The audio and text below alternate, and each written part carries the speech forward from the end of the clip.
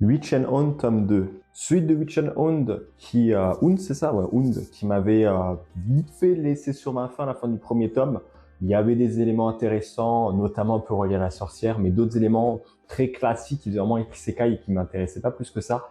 Ce deuxième tome va un peu dans ce sens aussi. On a en gros Rollo, l'assassin qui essaie de sauver un peu la sorcière, mais il se rend compte que finalement la personne qu'il essaie de sauver, ça avait pas l'air d'être une sorcière, donc il a un peu abandonné le combat.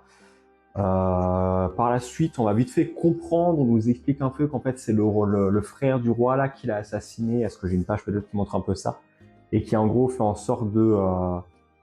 voilà, là, j'ai un truc avec le mariage, qui en gros a fait en sorte, comme en fait c'est la meuf ici, on a fait en sorte que c'était la sorcière, comme ça elle se fait bannir, le mec il peut devenir le roi. Oh là là, originalité fois 100. Honnêtement, j'avoue qu'on souffle un petit peu. Après, même le design des personnages, je disais, le design des personnages, ça fait vraiment des trucs vieux. Là, c'est pareil, ça fait vraiment PNJ ou personnage d'un village quelconque, d'un isekai. Vraiment le truc où, je vais pas dire que ça m'énerve, mais j'aurais préféré quand même peut-être d'autres développements et je m'attendais à quelque chose d'un peu mieux dans ce récit qui vraiment reste vraiment trop classique. C'est pareil, du coup, on a trahison un peu du chevalier. En fait, le roi, il avait pas l'air d'être si honorable.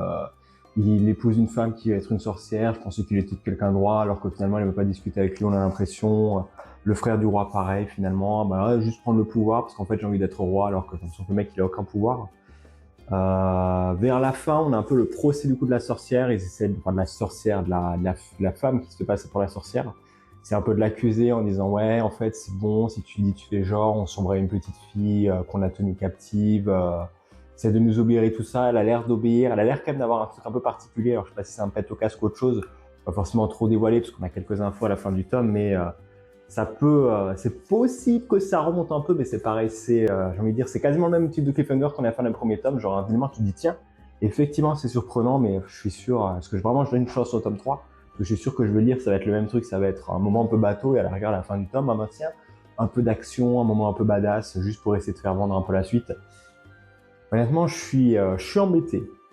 J'avoue que la série, deuxième tome, j'avance, ça me convainc toujours pas, est-ce que je laisse vraiment une chance au troisième ou pas?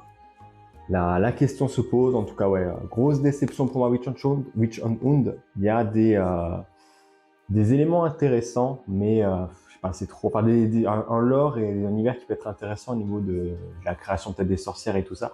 En même temps, j'ai l'impression que ça reste sur un truc un peu trop classique. Quand on est au début de la série, peut-être que ça évoluera par la suite, c'est quelque chose d'avoir, mais ouais. C'est ma review de Witch and Hound. Et toi, t'en penses quoi?